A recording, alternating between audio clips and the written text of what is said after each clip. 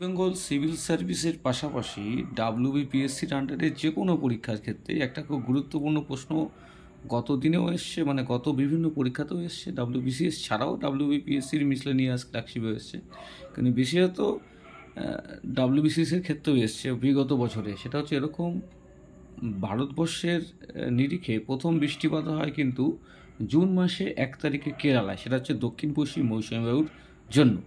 তাহলে এখন প্রশ্ন হচ্ছে, আমরা যেহেতু পশ্চিমবঙ্গবাসী এবং আমরা ডাব্লিউবিসিএস পরীক্ষা দিয়ে থাকি, এখানে কিন্তু এই কোশ্চেনটা আসেই যে পশ্চিমবঙ্গে কবে বৃষ্টিপাত ঢোকে। এটা কিন্তু 2017 সালের পিলির কোশ্চেন, কিন্তু 2017-র আগেও কিন্তু এসছে। তাহলে এই একটা বিষয়, সেটা কবে ঢোকে? 10 থেকে 15 জুনের মধ্যে।